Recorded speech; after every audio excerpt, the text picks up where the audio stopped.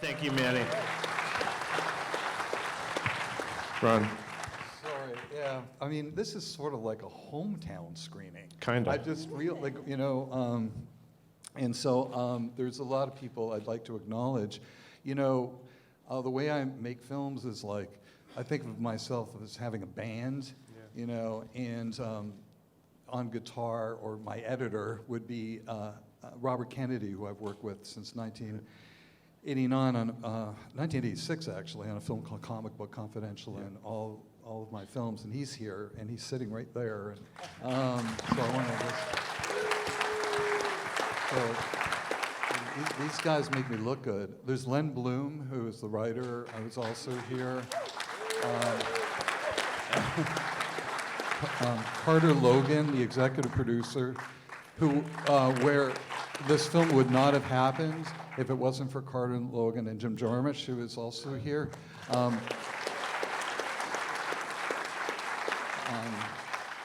Mike Gugino, who is the sound, which was really fantastic.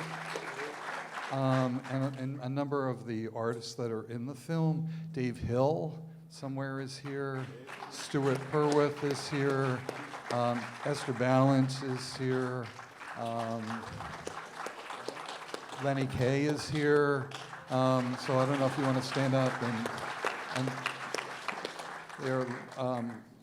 they are regulars in Rick's world, and it was a privilege for me to work with all of these incredible people.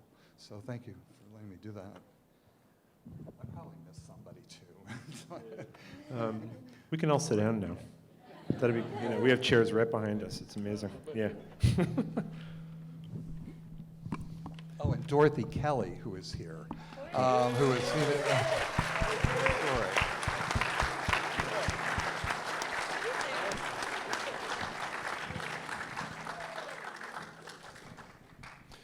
So, Rick, do you think you might have made some guitars out of the buildings that were being built when Manny shot Dreamboat City? There we go. Ooh, we got a wow on the microphone. If we could examine the sound situation, that'd be great. Yeah.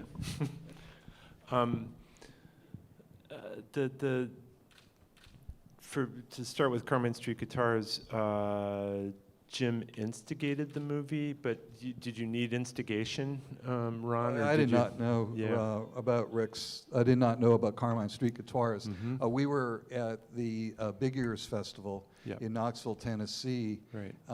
And a number of players had Rick's guitars. Bill Frisell, Jim, and Steve Gunn. Uh-huh. And so they started talking about Rick Kelly, and I wide-eyed asked, who's Rick Kelly? Mm-hmm. And the next day we were out for dinner, and they were on me to go to Carmine Street Guitars and make a movie about Carmine Street Guitars. And so I went. It's not the first time that Jim has suggested a movie. Mm-hmm.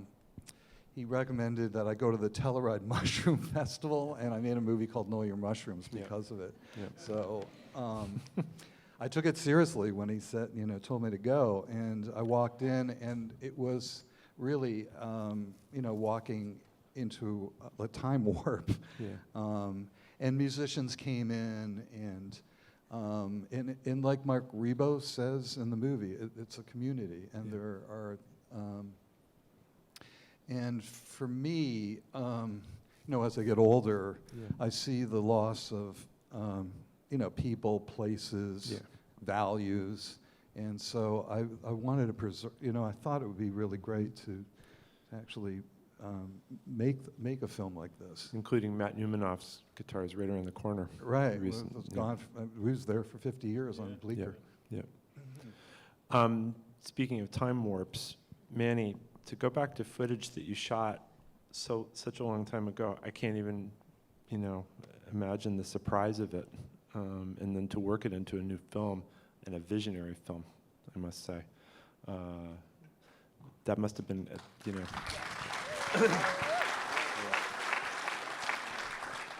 Well, way back then, talking about 1958 to 1960, my friend Walter Hess and I wanted to make a long 2-hour film. We had a script, and whenever we had time off from our film editing jobs, we would go and shoot together. Yeah. And it added up, and it added up, and finally we felt we had it. And we started to edit together, and that wasn't working too well. And we're still best friends. But so I suggested that we use the material as grab bag material for our own films. And at the time, I made a film called Claw, which some of you may know.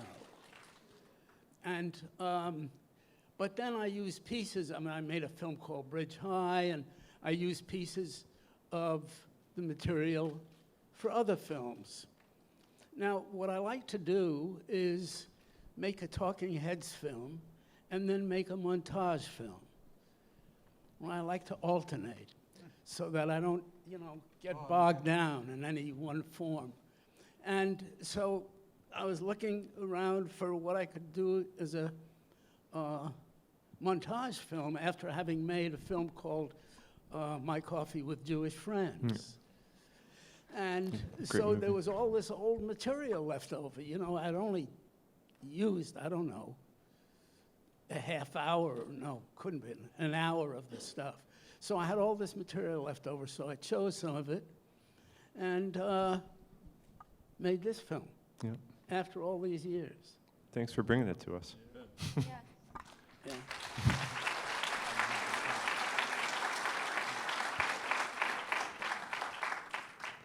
Let's open it up to the audience for questions. If anybody has all the way in the back. There we go. Thank you for choosing my niece, Cindy. Hang on. Here comes a microphone. But it's Cindy's uncle. Wait a minute. We are so, as a family, we are so proud of you. You are awesome. Thank you for choosing Cindy. Yeah, right there. Rick, what is the wildest request that you ever had to build a guitar? The wildest request. The wildest request to build a guitar.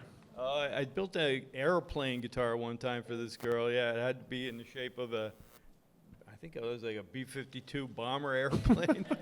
That was pretty weird.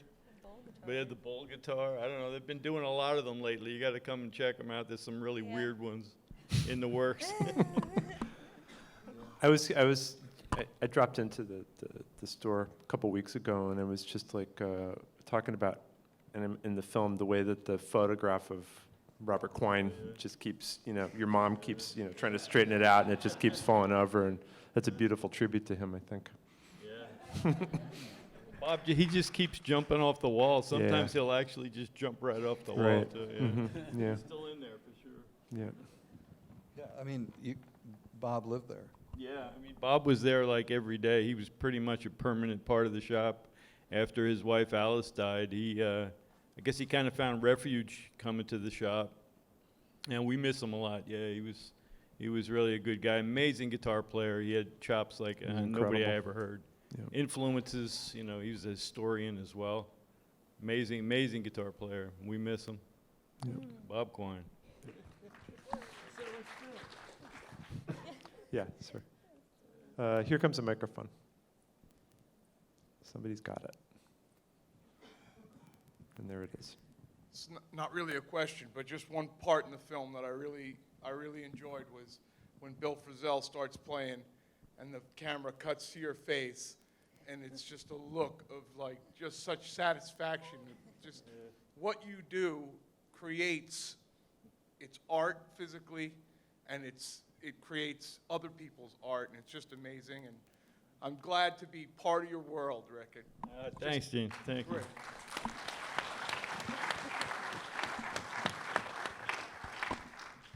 There's a certain amount of scripting and then off script.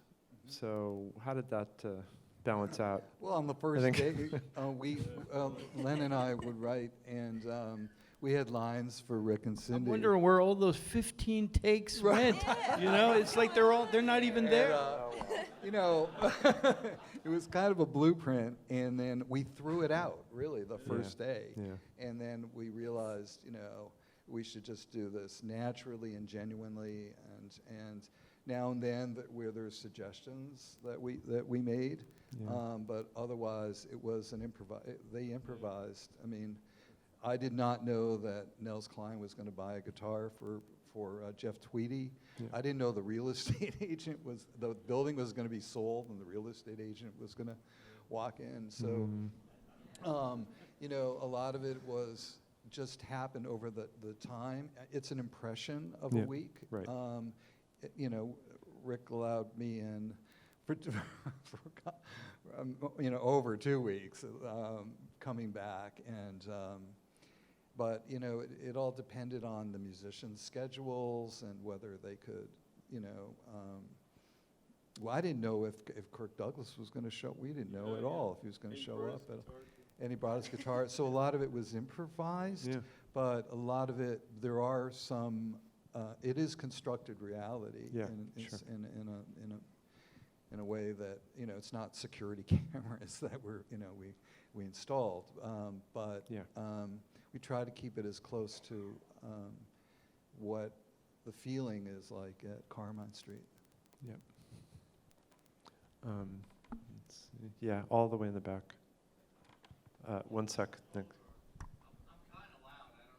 Well, you know. I just want to say that I really enjoyed the film. I thought it was awesome. I came all the way in from Long Island, a couple hours each way. It was definitely worth the trip. Rick and Cindy are awesome, great people. I have the honor of having a guitar that Rick made and Cindy did some amazing artwork on. You guys are definitely a New York City treasure, and I really want to thank you for, you know, Cindy making a mention to come in today and hanging out with you guys for the last 3 hours before the movie. It was a great day. Now I gotta make a train, but you guys. One sec. No, you're right. You didn't need that microphone. Have a good train trip. Thanks, This lady Rick. right here. Yeah, right here, right here. Thank you both for such a beautiful tribute to the city and through music. So one of my questions is, in Dream of the City, you had such wonderful selections of music underscoring, and I just wanted to know how you chose the music that you chose for that movie. Well, to begin with, I liked the Shostakovich that opens it. And I thought that it had a surreal quality to it. And I thought the picture had a surreal quality. And so I chose that music because I started in the middle of it. And it just felt like the middle to me, even though it was a beginning. And then later I wanted some voices in the film. And I used the Debussy. I mean, I sort of do music. I'm astounded at it myself. You know, I sat here now watching it again after not having seen it in a while. I said, how did I do that music? You know, I discovered in the course of using the Shostakovich, I discovered some minor Shostakovich called Jazz Suite number 1 and number 2, which had these waltzes in it. And I knew I wanted a waltz for the dance of what I call the dance of the cranes. So that began it. And then there were variations of that, and I was able to use that at other parts in the film.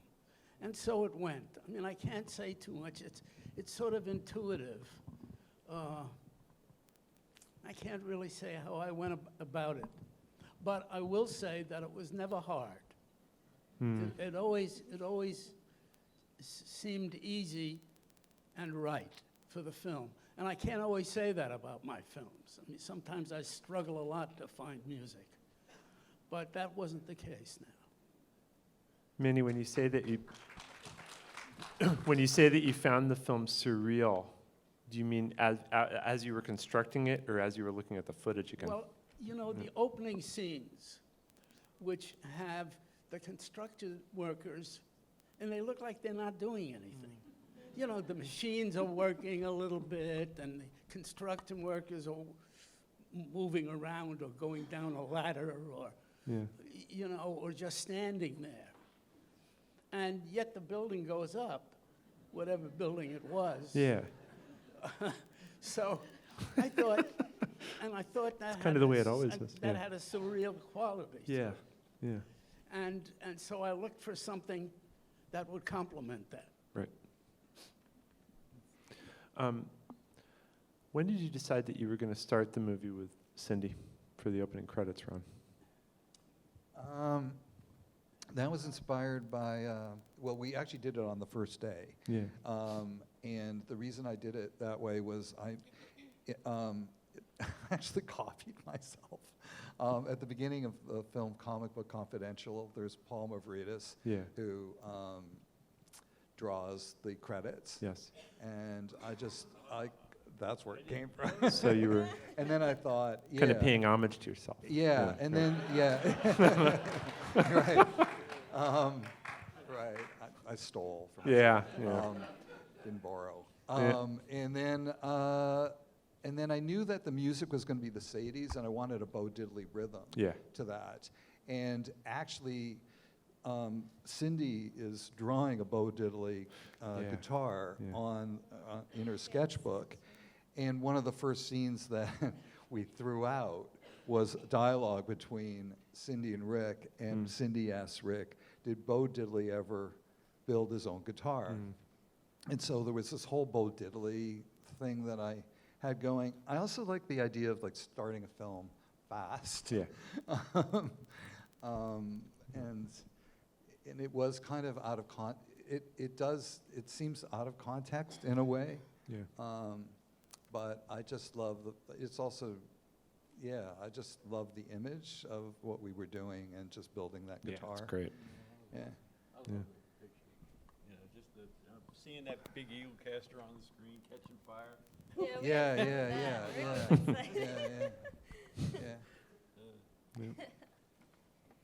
Yeah, right here. So this is a question. Hang on, the microphone's going to come, and here it comes.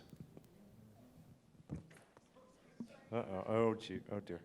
So this is a question either for Rick or for Cindy or both of you. When the shop is closed or before you open and you're just there, like, is there a special guitar that you just kind of sit with and just, you know, it's your special friend that you play, and are there special songs that you play on it? And if it is, what guitar is it and what do you play? I mean, well, he's usually there earlier than me, but we usually leave at the same time for the most part.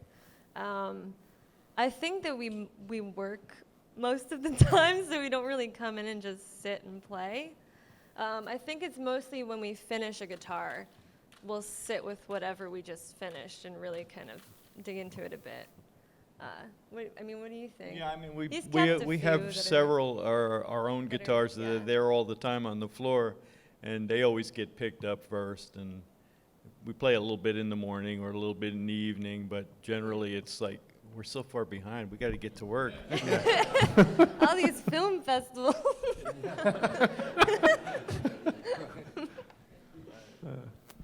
Sorry to stop the workflow, but, you know, I mean. That's fun. We have another show coming in, and there's so much more to talk about, but thanks, you guys. Thank you so much. Thank you, everybody.